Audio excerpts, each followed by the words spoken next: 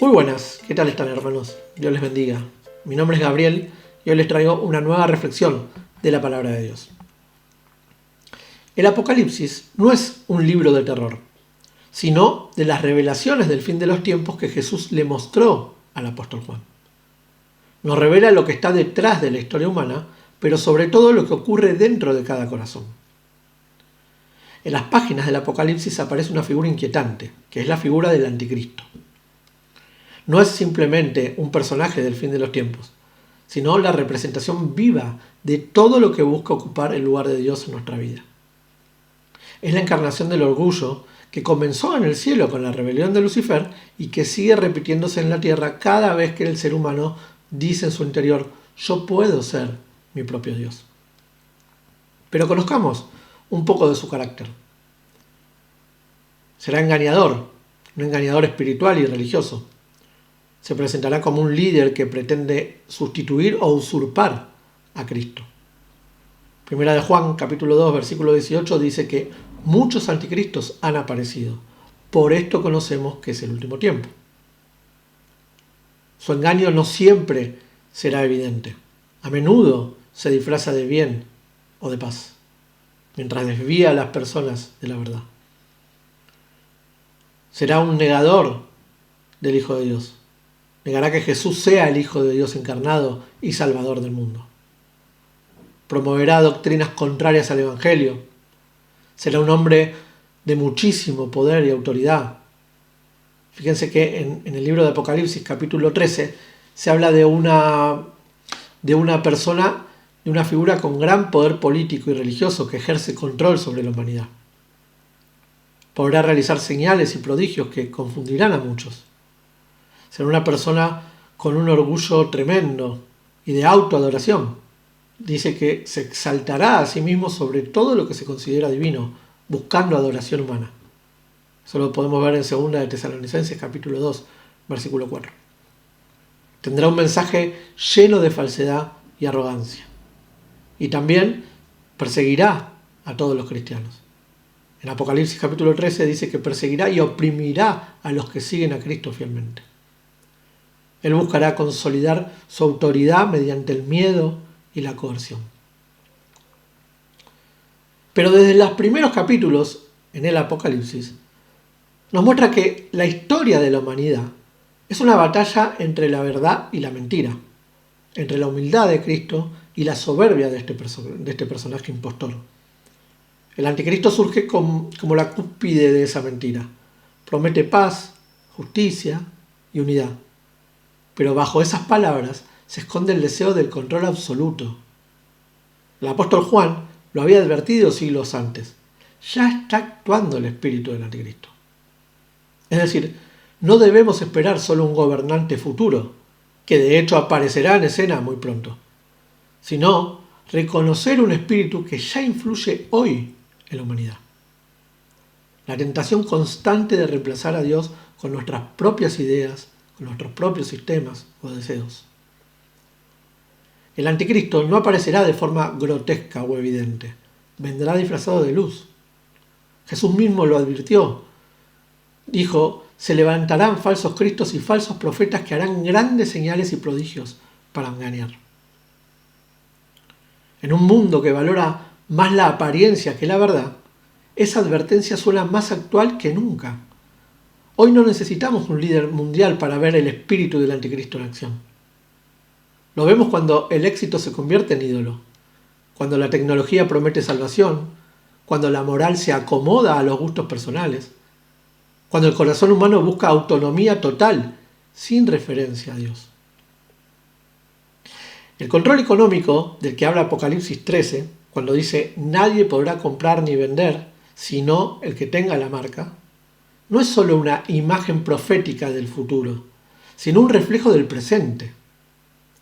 Fíjense, vivimos en una cultura donde el valor de una persona muchas veces se mide por su capacidad de producir, por su capacidad de consumir o por generar un impacto. Quien no se sujeta al sistema es descartado. Esa es la marca invisible de nuestro tiempo.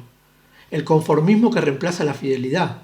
el miedo a perder lo material, que silencia la voz de la conciencia. El anticristo también intentará destruir lo que representa la fidelidad a Dios, es decir, su pueblo, su palabra, su verdad. Las naciones se reunieron para hacer guerra contra el Cordero, pero el Cordero los vencerá, dice Apocalipsis capítulo 17, versículo 14. En ese cuadro profético, Israel simboliza la permanencia del pacto, y su ataque representa el intento final del mal por borrar toda memoria de lo sagrado. Pero no lo logrará, porque incluso cuando la mentira parece triunfar, la verdad de Cristo permanece firme. En nuestra vida cotidiana, esa batalla se libra de todas formas sutiles. El espíritu del anticristo se manifiesta cuando elegimos la conveniencia en lugar de la convicción, cuando mentimos para mantener una imagen, cuando justificamos el pecado diciendo, ¿y si total todos los hacen? En ese impulso interior que nos hace pensar que podemos definir el bien y el mal por nosotros mismos. Fíjense que la palabra de Dios dice, el hombre de pecado se opone y se levanta contra todo lo que se llama Dios, tanto que se sienta en el templo de Dios haciéndose pasar por Dios. Según la de Tesalonicenses capítulo 2, versículo 4. El templo de Dios no es solo un edificio, no es ese local solamente donde nosotros vamos a rendirle culto al Señor. Es nuestro propio cuerpo, donde mora el Espíritu Santo, en nuestro corazón.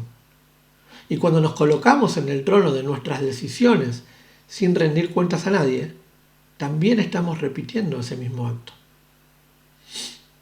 Pero el Apocalipsis no termina en la oscuridad. El libro culmina con una visión de esperanza, el regreso de Cristo, la derrota de este engañador y la restauración de todo lo que fue dañado. Entonces vi el cielo abierto y he aquí un caballo blanco, y el que lo montaba se llamaba Fiel y Verdadero. Apocalipsis capítulo 19, versículo 11. La verdad no llega con violencia ciega, sino con justicia. El anticristo, que quiso parecer todopoderoso, quedará reducido al polvo cuando la luz del verdadero Dios se manifieste. Es el recordatorio más claro de que ningún poder humano puede sostenerse contra el poder y la pureza de la verdad eterna de Dios. Esa promesa nos lleva a mirar hacia adentro. No basta con señalar al futuro enemigo. Debemos examinar nuestro propio corazón. ¿Dónde he permitido que el espíritu del anticristo me influencie? ¿En qué áreas busco control en vez de fe? ¿Dónde he dejado que la mentira se vista de razonamiento lógico o de excusa emocional? Rectificar comienza con reconocerlo. Significa apagar las voces que nos seducen con la autosuficiencia, con volver a la voz del pastor que dice, mis ovejas oyen mi voz y yo las conozco y me siguen. Juan capítulo 10, versículo 27. Volver a Dios no es un acto heroico, es una decisión diaria. Es elegir la verdad cuando mentir sería más fácil. Es renunciar al orgullo cuando pedir perdón duele. Es confiar en la provisión de Dios cuando el miedo nos dice que tomemos atajos.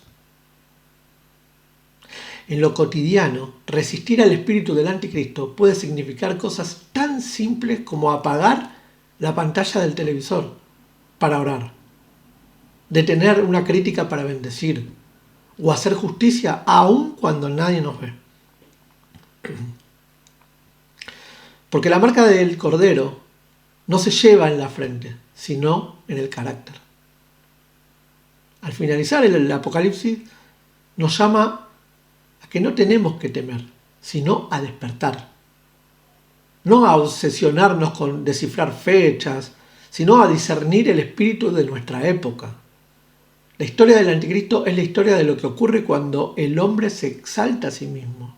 Y la historia de Cristo es la historia de lo que ocurre cuando el hombre se rinde. El mundo seguirá intentando ofrecernos versiones falsificadas de esperanza. Prometerá paz sin verdad, libertad sin responsabilidad, poder sin amor. Pero el creyente que mantiene su mirada en el Cristo sabe que todas esas imitaciones terminan en vacío. El mundo pasa y sus deseos, pero el que hace la voluntad de Dios permanece para siempre, dice Juan, 1 Juan, capítulo 2, versículo 17. Y esa es la victoria final. No un triunfo político ni económico, sino espiritual.